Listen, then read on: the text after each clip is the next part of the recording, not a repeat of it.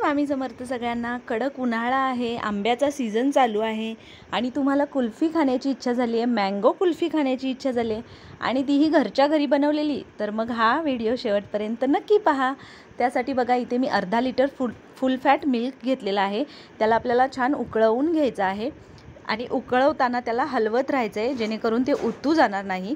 जोपर्यंत आपलं दूध उकळतंय, गॅस मी मंद आचेवर ठेवलेला आहे, तोपर्यंत आपण आंब्याचा पल्प काढून घेऊया। मी इथे 1 आंब्यांच्या फोडी करून घेतलेल्या आहेत, अर्धी वाटी साखर घेतलेली आहे, 2 मोठे चमचे मी इथे कॉर्नफ्लॉवर घेतलेला आहे। आता आपलं दूध उकळतंय तोपर्यंत कॉर्नफ्लॉवरची स्लरी बनवून घेऊया। त्यासाठी एका बाउलमध्ये मी कॉर्नफ्लॉवर घेतलेला आहे आणि त्यामध्ये आपलं जे दूध गरम होत आहे त्यातली मी 1 ते 1.5 पळी दूध घेतलेला आहे आणि व्यवस्थित याला फेटून घ्यायचे आहे, गाठी फोडून घ्यायच्या आहेत आणि एकदम फाईन स्लरी बनवून घ्यायची याची। तुम्ही पाहू शकता अशा पद्धतीने आपल्याला याची स्लरी बनवून घ्यायची आहे।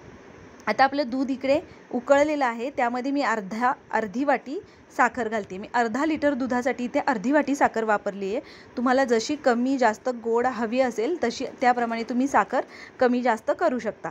आता व्यवस्थित आपल्याला हे विरघळवून घ्यायची आहे साखर आणि व्यवस्थित दूध आपल्याला मंद आचेवर उकळून घ्यायचं आहे, उकळवत ठेवायचं आहे। तोपर्यंत आपण आंब्याचा जो पल्प होता, ज्या फोडी होत्या त्या मिक्सरमध्ये मी त्याची अशी फाईन पेस्ट करून घेतली। त्यामध्ये मी पाणी किंवा दूध अजिबात वापरलेलं नाही आणि आता आपल्याला जी आपण कॉर्नफ्लॉवरची स्लरी केली होती ती आपल्याला या दुधामध्ये घालून घ्यायची आहे।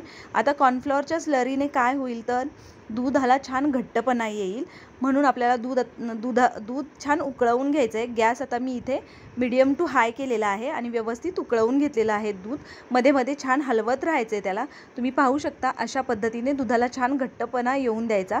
त्यानंतर आपल्याला मँगो पल्प त्यामध्ये घालून घ्यायचा आहे आणि व्यवस्थित त्याला हलवून घ्यायचं आहे। आता रंग अप्रतिम येण्यासाठी तुम्ही हापूस आंब्याचाच वापर करा। तुम्ही पाहू शकता रंग किती भन्नाट आला आहे, किती परफेक्ट रंग आलेला आहे। आता मी इथे वेलची पूड घालते, तुम्हाला हवं असेल तर तुम्ही जायफळ घालू शकता। फक्त बाजारातून जायफळ आणताना त्याची पावडर आणायची नाही, पूर्ण जायफळ आणायचा आणि तो खिसून याच्यामध्ये घालायचा, त्याचा स्वाद खूप छान येतो या मँगो कुल्फीला।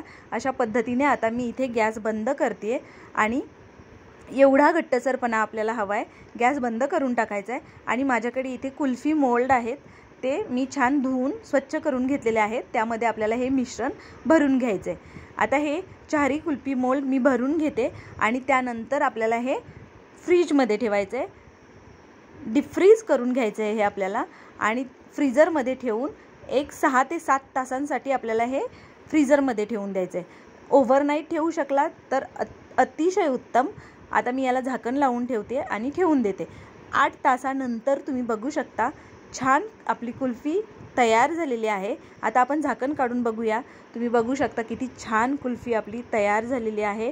तुम्हाला रेसिपी कशी वाटली मला कमेंट करून नक्की सांगा आणि जर तुम्हाला ही मँगो कुल्फीची रेसिपी आवडली असेल तर आदिश्री रेसिपी चॅनलला सबस्क्राईब करा आणि हो, ते बेल आयकॉन दाबायला अजिबात विसरू नका, जेणेकरून इथून येणाऱ्या रेसिपीच्या नोटिफिकेशन्स तुम्हाला मिळतील। थँक्यू।